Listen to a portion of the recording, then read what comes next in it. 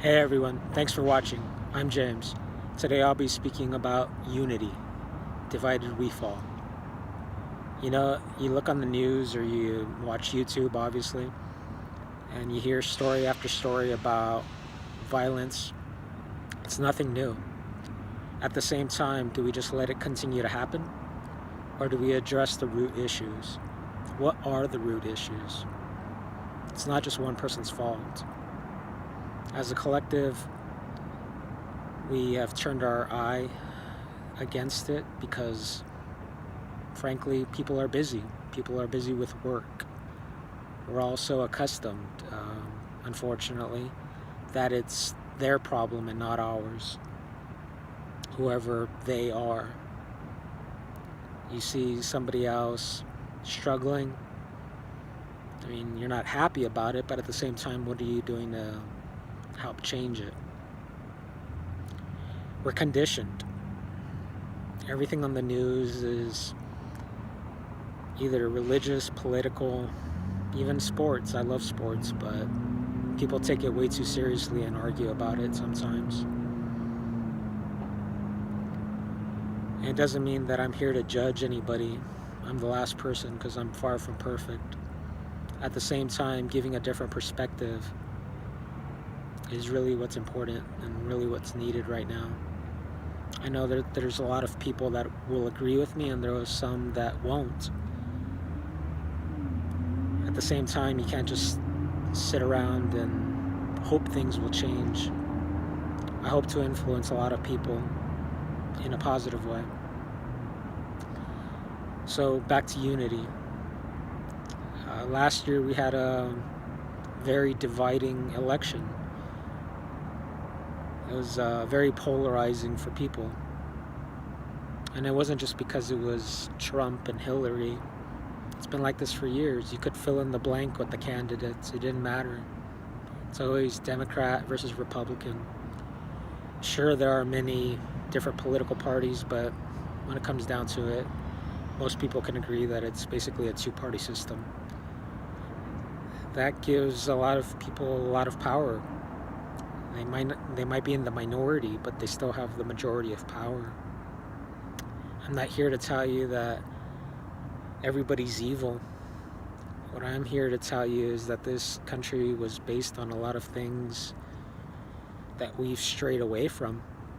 People left England because they wanted something better.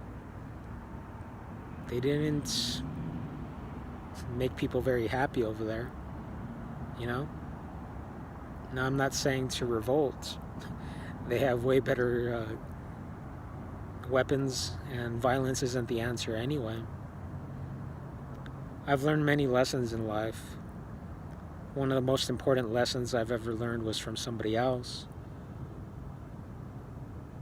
If you want to take power back, the easiest way is to ignore the person, quote unquote, in power. You could tell somebody a million different rules, but if they ignore you, then what? Who has the power? They just walk away. Society needs a change. For the better, obviously.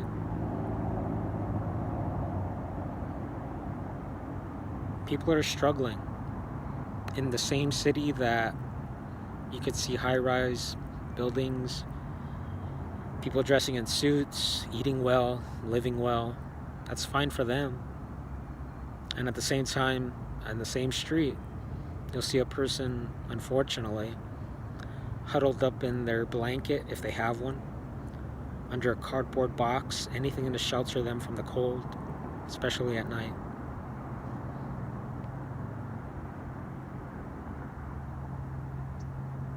Look out for each other.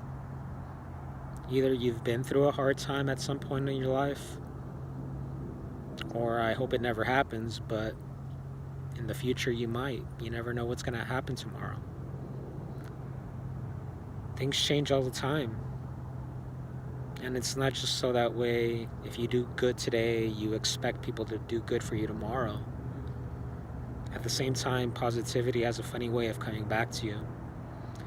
And I can attest that it comes back way many more times than you ever actually gave it out. It's a real blessing. You watch the news, and it's constant topics to divide us. You see issues like gun control. Now, I don't own any guns. At the same time, I see the value in having them, especially if you live in areas where you can hunt.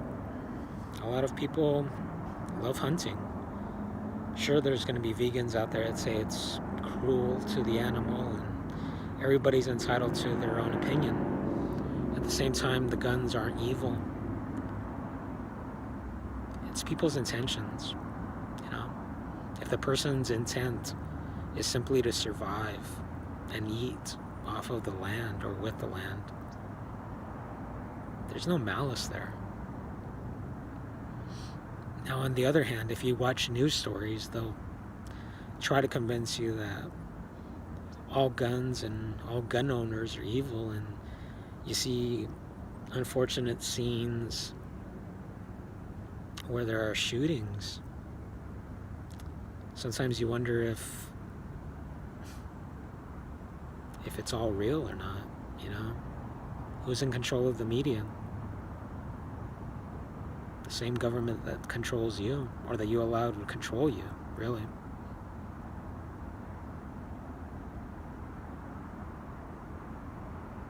There have been too many videos exposing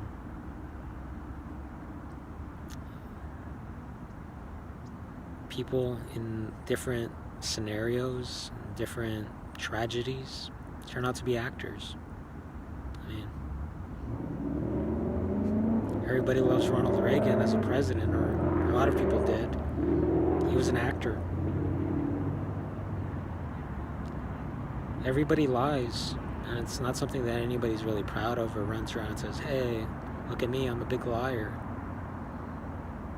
Sometimes people lie for different reasons. They don't want to hurt somebody's feelings. But a lot of times, there's something to gain from those lies. I'm just asking people to wake up. Nothing happens by accident. If something's going wrong in the world, open your eyes. Who's in control? Who have you let be in control? Again, this isn't about who's in the office. It's about people relinquishing the power that they naturally have when they're born. We're taught to respect authority, and to some degree that's fine. At the same time, are you supposed to respect authority that doesn't respect you? Is it in your best interest? Is it in the best interest of your children and your grandchildren and anybody else in this world? It's all a big snowball. From the top down, it rolls. You want to get carried away with it and just say, I don't have any control in this? Or do you want to do something about it? Again, violence isn't the answer. Build strong communities.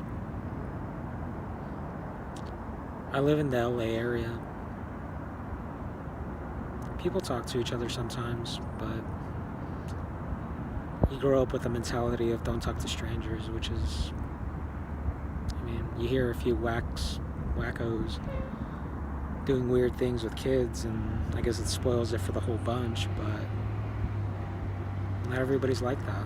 Most people are kind. I walked across the country between 2016 and the early part of 2017 from Washington, D.C. back to Los Angeles.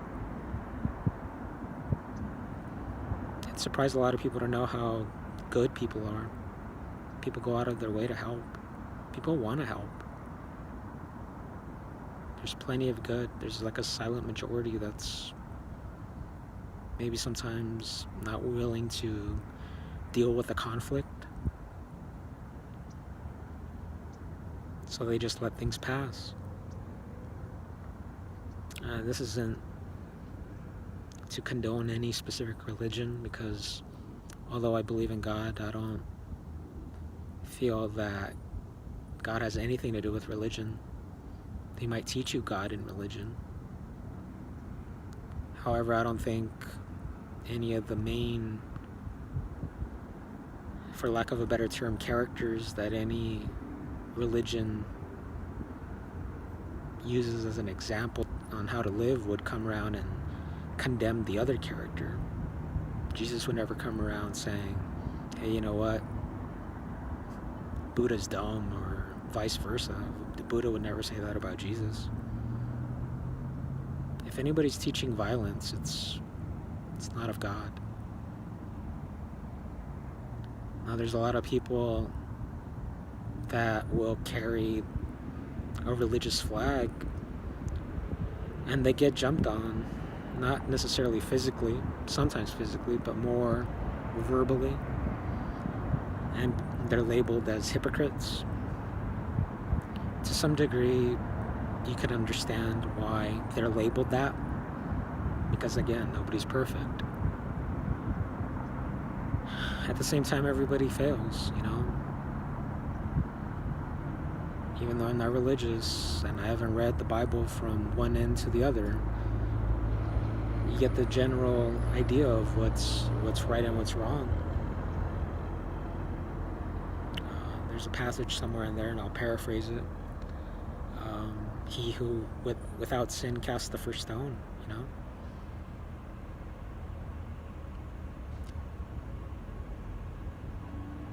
There's a lot of good. We got to return to that. At the same time, even though it's a collective issue, you can only do what you can do. You know, you see, I don't know, between families, sometimes they get-togethers, holidays, whatever the case, even amongst friends, especially when people drink. People lose their tempers and stuff. Things get heated. I won't say it's for nothing. At the same time, in the big picture of it all, is it really worth it to damage or even lose a relationship? Even if it's not a boyfriend, girlfriend, husband, wife relationship, just general friendships, is it worth it? Is it worth it to have wars? If you have children, would you want them to die? It's what you're kind of condoning when you send, or at least allow them to go off to war. And I'm not going to say that I know everything that's happening in other countries, or it all becomes he said, she said, you know. This country's doing this, this country's doing that. What I can guarantee you is, as soon as we go into a different country, how would you like it if somebody came into this country and started shooting you? You'd probably get upset about it, and you'd probably want to shoot back. It's easy to paint things in a certain perspective when you have control of the media. There's unity to be found. At the same time, there's also division, even amongst genders right now. I should say sexes.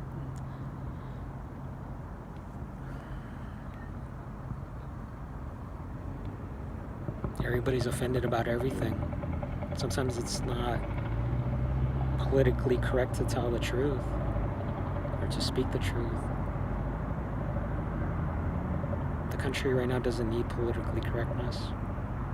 It needs people speaking up and doing the right thing.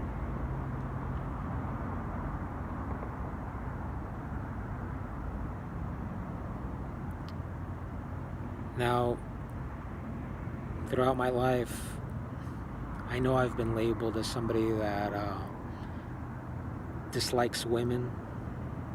It's not the case. There's a fine line. I dislike actions. I'm sure that there's a lot of people that dislike my actions, and some of those are fair assessments, and some of them are opinions based on hearsay that get exaggerated. I'm sure that happens to a lot of people.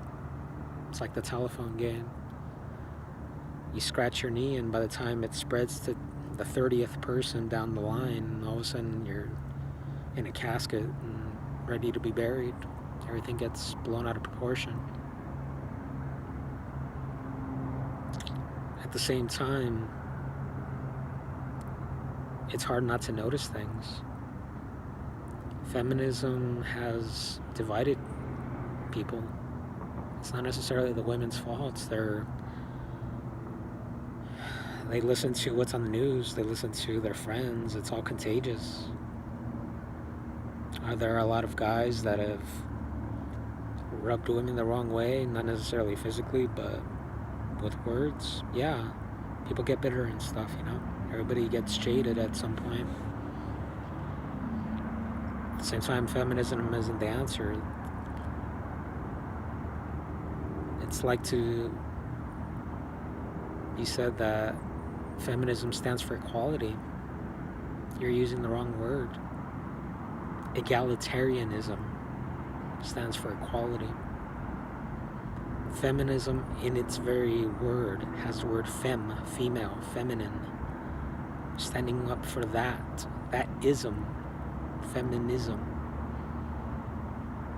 I'm sure there'd be a lot of people that would be up in arms if a group of guys, and rightfully so, quite frankly, with the court system nowadays, walked around touting masculinism. How would that sound? You gotta think about it. You want equality? Stand up for egalitarianism. Everybody does deserve equal rights. At the same time, you can't be skewing statistics.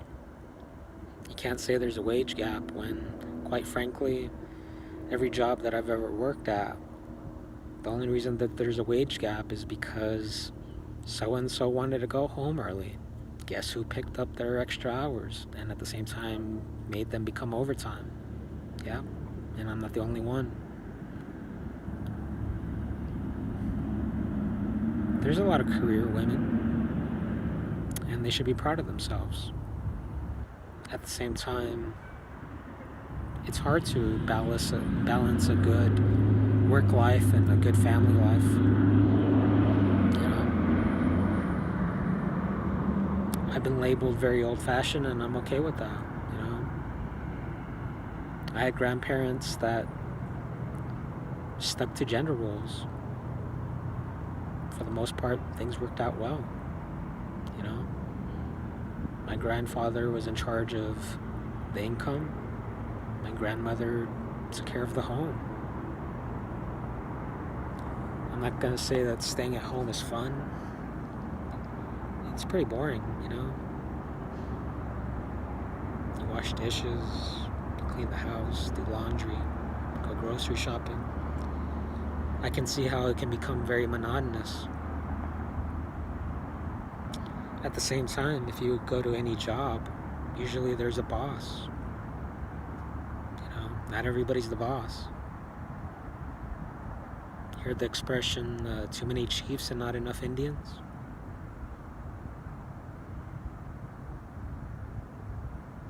Relationships shouldn't be contentious. Fighting over power. I was raised by a single mom. I wish I would have had a male balance. I'm not going to put any blame on my mom. She did the best she could. At the same time,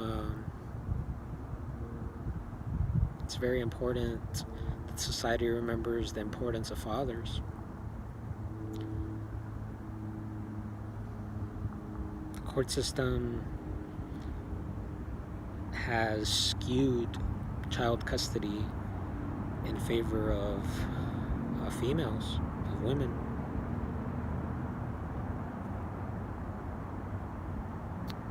There's a lot of little boys out there, or now grown men, that need that male guidance. That's not something a woman can teach.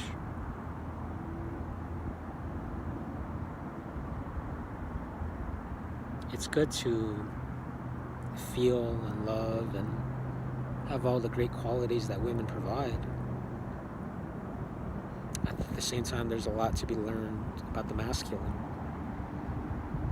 being steady, strong, productive.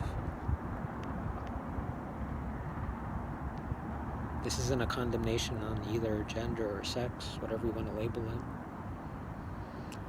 This is a reminder that we're here to complement each other.